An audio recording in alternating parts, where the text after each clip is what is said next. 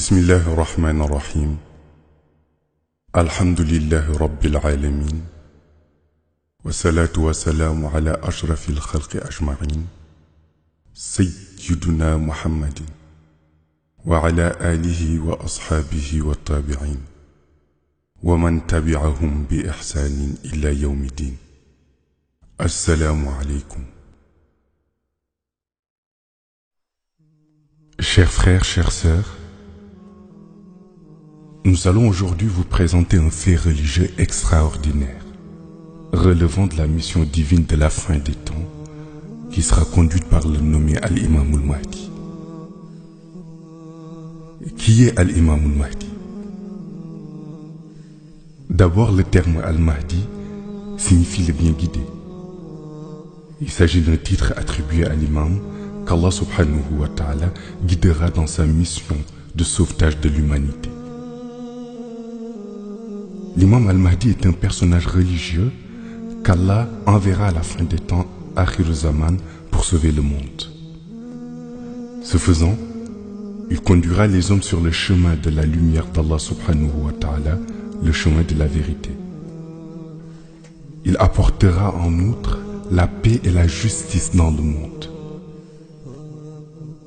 À ce propos, le prophète Sayyidina Muhammad sallallahu alayhi wa sallam a fourni une description détaillée de l'imam al-Mahdi ainsi que l'époque précise de son avènement pour la réalisation de sa mission sur terre. Répondant aux questions qui lui sont posées sur le sujet, il décrira 4 faits majeurs qui caractérisent la période de l'avènement de l'imam al-Mahdi. Évoquant le premier fait, le prophète expliquera qu'il correspond à l'apparition de la généralisation de la corruption dans tous les secteurs de la vie dans le monde, tels que le commerce, les entreprises, les services administratifs, les affaires publiques, etc., etc. Le second fait se rapporte à la prédominance de l'injustice dans les rapports entre les personnes à travers le monde. En d'autres termes, lorsque l'injustice dominera la justice dans le monde, dans les sociétés humaines, entre les personnes, entre les États, ainsi qu'aux différents niveaux de pouvoir. Lorsque la persécution des musulmans dans le monde arrivera au point que certains parmi eux seront tués sans savoir le pourquoi, ce sera un signe évident de la venue de l'imam al-Mahdi selon le prophète Mohammed sallallahu alayhi wa sallam.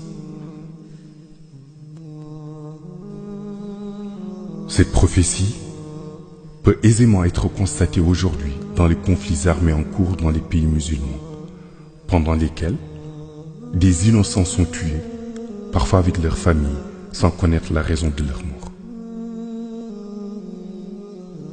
Enfin, le prophète explique que lorsque les musulmans seront stigmatisés à travers le monde, jusqu'à ce que la pratique de leur religion avec quiétude devienne difficile, voire impossible, dans certaines contrées du monde, il s'agira d'un signe de l'apparition de l'imam al-Mahdi. De ce qui précède, il apparaît que l'imam al-Mahdi soit en effet un personnage clé de l'histoire sainte. S'agissant de son personnage, le prophète a évoqué au cours d'une causerie avec ses compagnons 4 exemples qui le décrivent sans équivoque. Les premières caractéristiques de l'imam al-Mahdi concernent sa filiation. Le prophète explique à ce propos que l'imam al-Mahdi portera le même nom que lui, c'est-à-dire Mohammed. Son père aura le même nom que celui du père du prophète, c'est-à-dire Abdallah. Poursuivant les explications, le prophète déclara que l'imam al-Mahdi sera son descendant, son petit-fils. Aussi, il précisera en disant que le père spirituel de l'imam al-Mahdi sera issu de ses descendants, ce qui fera de lui un shérif authentique. À ce propos, notre vénéré cher expliquera qu'il est plus difficile d'être shérif selon une filiation de lumière spirituelle que de l'être par le lien familial biologique. Deux autres marques distinctives de l'imam al-Mahdi seront révélées par le prophète. Il s'agit premièrement d'une cicatrice qui se trouve sur sa joue, en dessous de son œil gauche, dont la forme rappelle celle d'une feuille de myrte. La seconde correspond au tampon ou sceau prophétique, identique à celui qui se trouve sur l'épaule gauche du prophète. Ce dernier précisera aussi la position du tampon qui se trouve situé sur l'épaule gauche de l'imam al-Mahdi. Dans le même ordre d'idée, Sayyidina Ali ibn Abu Talib déclare un jour que son fils Hassan, qu'il a eu avec son épouse Fatima, fille du prophète, fait partie des grands salihin, grands vertueux de l'islam. Il ajouta que dans la lignée d'Hassan naîtra un homme noir, africain, qui ressemblera au prophète physiquement et héritera de toutes ses qualités humaines.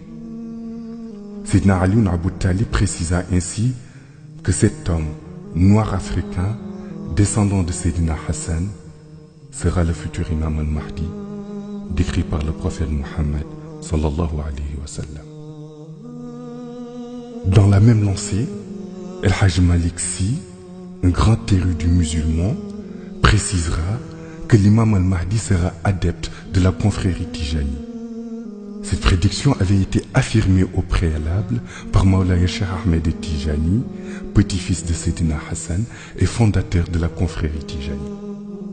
Il dira en substance que l'imam al-Mahdi sera adepte de sa confrérie et confirmera en plus le fait que Mawlaya Cheikh Ahmed Tijani est celui qui détient la suprématie sur les saints après les prophètes.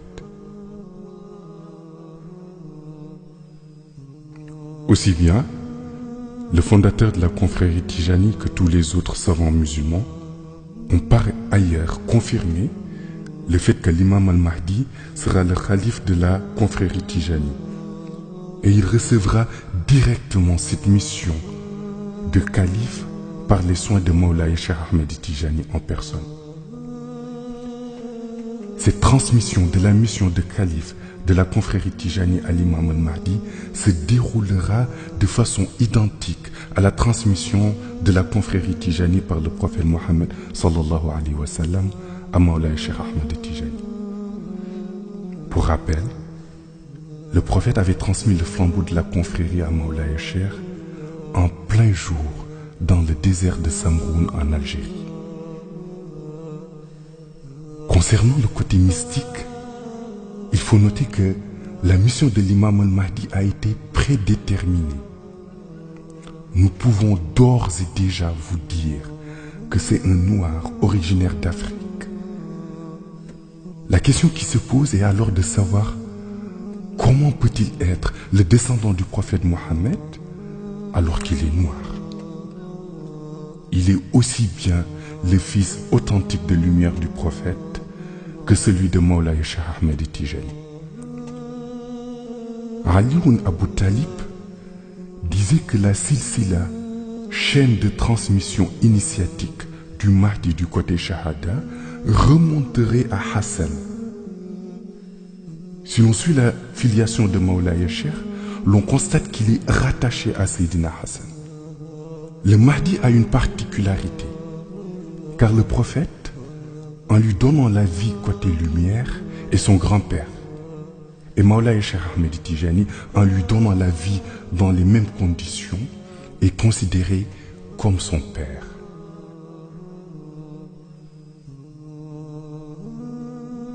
À propos de la naissance sur le plan spirituel ou de la lumière, il faut savoir qu'il existe 3 étapes d'existence des saints, dont les 2 précèdent leur naissance sur terre.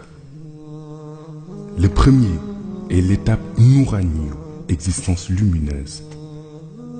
De ce fait, les awliyas d'Allah peuvent vivre des milliards d'années sous cet état d'être lumineux au monde ghaib en faisant du zikr. La deuxième étape est l'étape Rouhani, existence en tant qu'esprit, qui fera passer cette lumière en une âme qui pourra ultérieurement naître ou non. Si Allah subhanahu wa ta'ala décide que cette personne va naître sur terre, c'est cet esprit qui fera entrer dans le corps du nouveau-né, et cette étape constitue la troisième étape, ou l'état insaniyu, naissance de la personne en tant qu'être humain.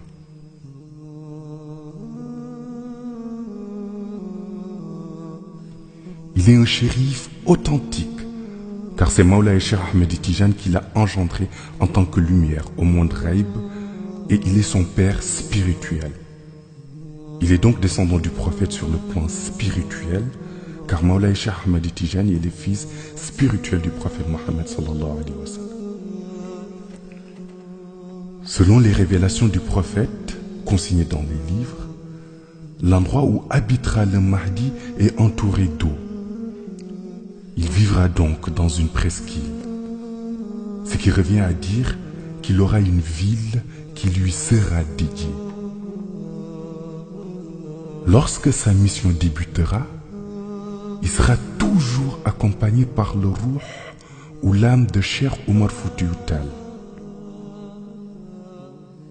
Au moment où il apparaîtra, c'est-à-dire au moment où le monde entier le reconnaîtra en tant qu'Al-Mahdi, il sera âgé de 40 ans, à l'instar du prophète Mohammed sallallahu alayhi wa sallam, lorsqu'il a débuté sa mission.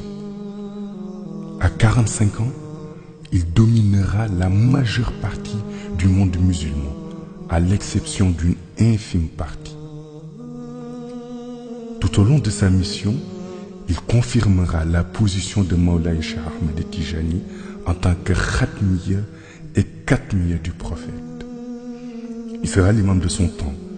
Il récupérera l'ensemble des touruq encore vivantes dans le monde soufi pour les mettre au service de l'unique tariqa qu'il dirigera et confirmera aussi sa suprématie vis-à-vis des autres. Il s'appellera Mohammed. Son père dans le monde Shahada portera le même nom que celui du père du prophète qui est Abdallah. Il sera adepte de la tariqa Tijani. Il bénéficiera des mêmes prérogatives que Mawlaï Cheikh lorsque le prophète est venu lui remettre les rênes de la tariqatul Haq, ce qui veut dire que l'imam Mahdi recevra le werd de Tijani de la main de Mawlaï Cheikh sans aucun intermédiaire.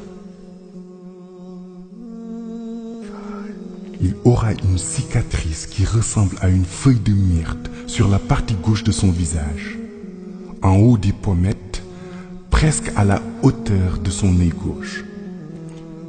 Sur son épaule gauche, à l'instar du prophète, sera apposé le sceau de la prophétie.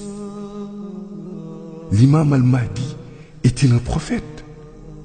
Non, il n'en est pas un. Il peut être considéré comme un qutb, grand pôle, car c'est le ruh ou l'âme de Khaous qui a été introduit dans la personnalité du qutb. Al-Mahdi en personne est un qutb, dans le corps duquel Allah subhanahu wa ta'ala a inséré la lumière de Khaous, qui est le titre de Al-Mahdi.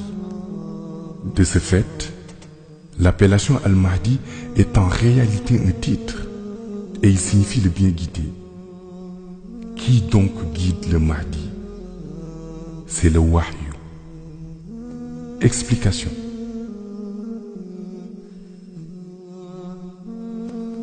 La vie du Mahdi ressemble fort à celle du prophète Mohammed sallallahu alayhi wa sallam. Tout d'abord, nul ne peut prétendre avoir enseigné au Mahdi une quelconque science ou connaissance mystique. Allah subhanahu wa ta'ala a procédé avec lui comme il l'a fait avec le prophète Mohammed sallallahu alayhi wa sallam, qui était le prophète illettré ou Nabiyul Ummi. Sa science impressionnera bon nombre de savants qui auront du mal à trouver d'où il sort cette connaissance sans faille, cette science d'une précision irréprochable. Le prophète avait prédit que ceux qui allaient le contredire dans ses enseignements seraient les savants versés dans la connaissance livresque. Quand on lui demandait comment cela pouvait être possible, Le prophète leur a répondu que Allah subhanahu wa ta'ala lui a confié une science jamais révélée. Tous les codes cachés de Shari'atul Muhammadiyya lui ont été dévoilés. Tout ce qui n'a pas été dit dans la haqiqa, c'est-à-dire les codes des réalités pures et vraies, ont été mis à sa disposition dans le cadre de sa mission. C'est à partir de la source de connaissances appelée Ilmul Ladani que l'imam al-Mahdi puisera ses ressources pour véhiculer son message afin de mener à bien sa mission. Sa mission sera semblable à celle des prophètes. Il est en permanence en connexion avec Allah qui l'inspire dans ses actes. Ce phénomène est encore appelé Wahyu. Les savants classiques seront tellement dépassés par le niveau de connaissance du Mahdi et la hauteur de ses révélations qu'ils en arriveront à réfuter ses jugements. L'imam al-Mahdi sera accompagné de 313 soldats qui viendront de Raïb. Ces derniers apparaîtront pour certaines occasions aux yeux de tous ou ils resteront invisibles si la situation le préconise.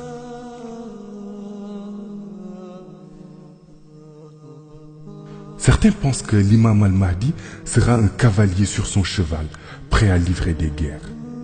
Ils se trompent, car le Mahdi ne livrera aucune guerre. Vu le contexte géopolitique mondial, vu le niveau d'armement des États, il serait réellement incongru de voir l'imam al-Mahdi chevauchant un cheval pour combattre les inégalités et rétablir l'ordre divin. Son arme principale sera le secret de Kun Fayakun qui lui sera donné par Allah subhanahu wa ta'ala. Ce secret lui permettra de gouverner le monde. Grâce à cela, il neutralisera les armes les plus puissantes, bombardiers furtifs, drones, satellites, armes nucléaires, détenues aujourd'hui par les grandes puissances. Une de ses missions les plus importantes sera la conquête de la Mecque. Il deviendra le roi de ce pays. Il y siégera pendant 7 ans en tant qu'Amirul Mu'minin. À l'heure actuelle, il est impossible dans la conscience populaire qu'un noir, qui en plus est africain, soit à la tête d'un État comme l'Arabie Saoudite. Seul le secret de Kun Fayakun lui permettra de réaliser une telle prouesse. L'imam al-Mahdi aura la capacité de se métamorphoser. Il peut prendre l'apparence d'un arabe et revenir à son état naturel selon sa volonté. Il aura recours à ce processus de transformation entre Médine et la Mecque. Une fois qu'il accédera au pouvoir à la Mecque, des armées venant de toutes parts, et notamment de Syrie, tenteront de l'attaquer afin de le renverser et le sortir de la Mecque. Toutes les stratégies des ennemis seront déjouées. Les armées entières, après de rudes entraînements, tenteront de passer à l'offensive, mais elles seront toutes englouties par la terre qui s'ouvrira sous leurs pieds. C'est à ce moment-là que les Irakiens, les Turcs, les Iraniens, les Palestiniens commenceront à venir lui prêter allégeance et croiront en sa mission. Allah subhanahu wa ta'ala enverra un ange tel un héros entre la Kaaba et la Maqama Ibrahim qui déclarera avec une voix puissante ayant une portée très éloignée que l'imam al-Mahdi est le calife de Dieu. Il demandera à tous de se ranger derrière lui et de suivre ses recommandations. Cet ange est en fait un nawamis, une espèce très particulière d'ange. L'imam al-Mahdi commencera véritablement sa mission. Des États comme la Turquie viendront lui prêter allégeance. Le Mahdi résidera 5 années à Jérusalem avec sa mosquée sacrée au Masjidul Aqsa. Il occupera l'esplanade des mosquées pendant ces 5 années. Les Occidentaux continueront à élaborer des stratagèmes pour le combattre, mais en vain. Ils enverront des missiles contre lui. Mais grâce à son secret contenu dans Kun Fayakun, le Mahdi retournera à l'envoyeur les bombes qui lui étaient destinées. Ainsi, personne ne pourra anéantir sa mission. Il la commencera à l'âge de 40 ans et la poursuivra pendant une durée de 45 ans avant la descente du prophète Isa ibn Maryam. Le prophète Isa ibn Maryam, celui-ci descendra un matin à l'heure de la prière de Fajr dans la Zawiya où se trouvera l'imam al-Mahdi pour diriger la prière.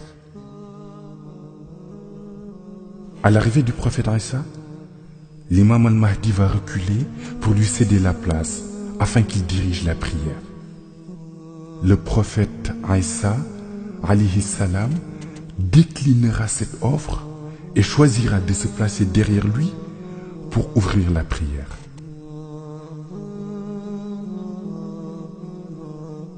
Après la prière de Fajr, l'imam al-Mahdi et ses disciples commenceront leur wazifa au moment où le prophète Isa ibn Maryam partira pour accomplir sa mission dans les églises à travers le monde.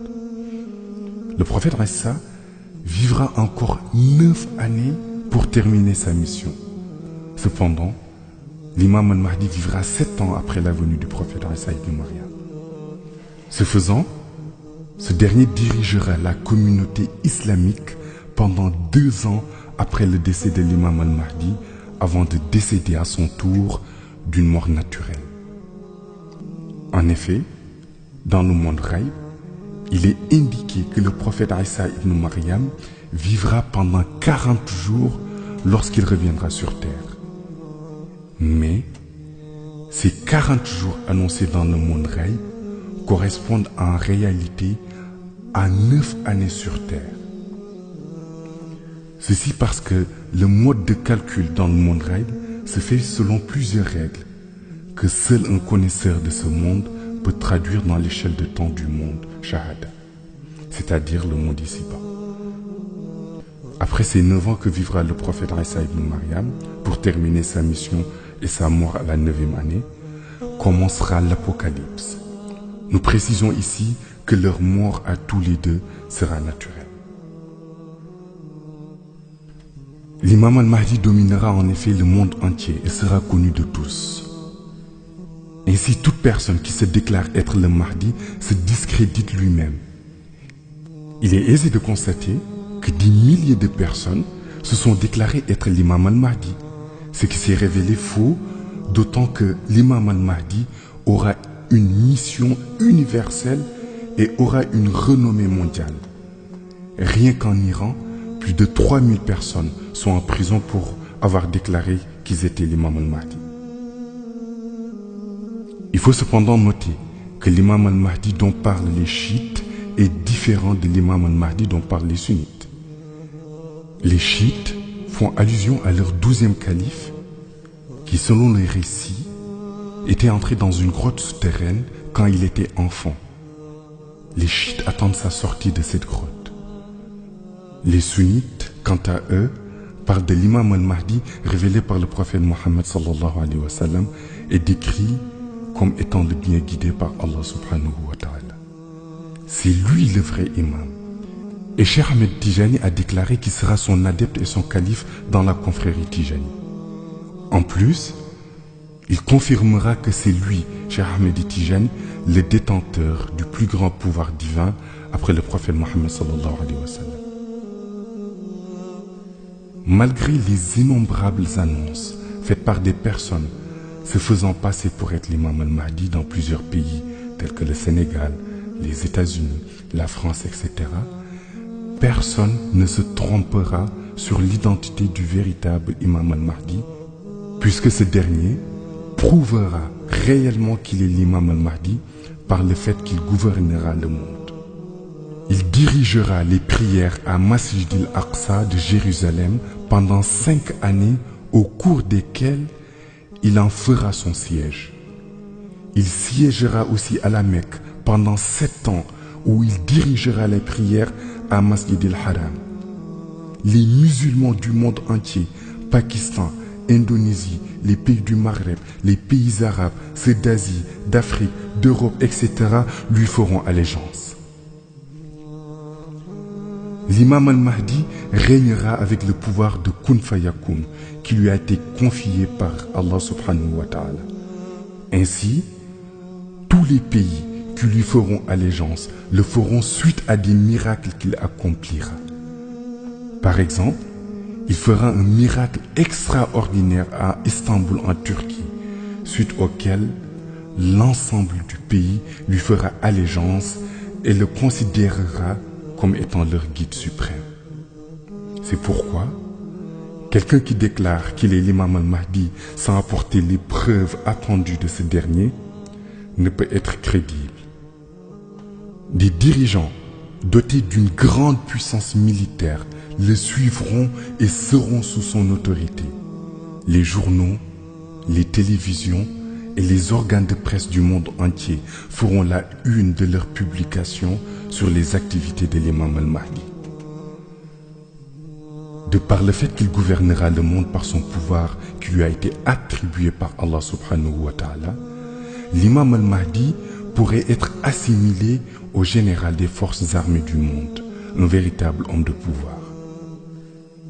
C'est la raison pour laquelle que le prophète s'est évertué à fournir des explications concernant l'imam al-Mahdi eu regard à l'importance et à la dimension et à la grandeur de la mission qu'il devra accomplir, telle que la gouvernance du monde, le rétablissement de la justice sur terre, l'instauration de la paix dans le monde, la rédemption des âmes, etc. etc.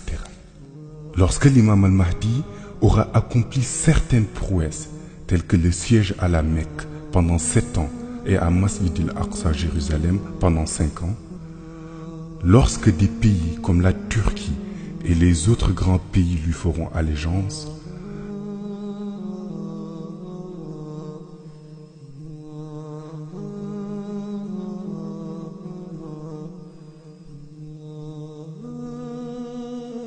alors Masih Dajjal va commencer à s'agiter pour contrer sa mission.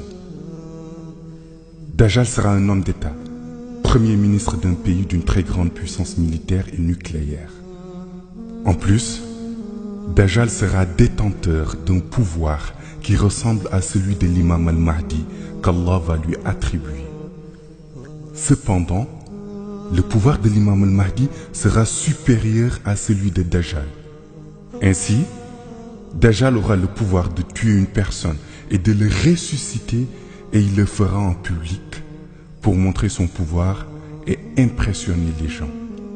En qualité de premier ministre et chef des armées de son pays, il aura sa mallette à code nucléaire, mais son pouvoir lui permettra de déclencher des tirs sans utiliser sa mallette, mais en utilisant son seul pouvoir.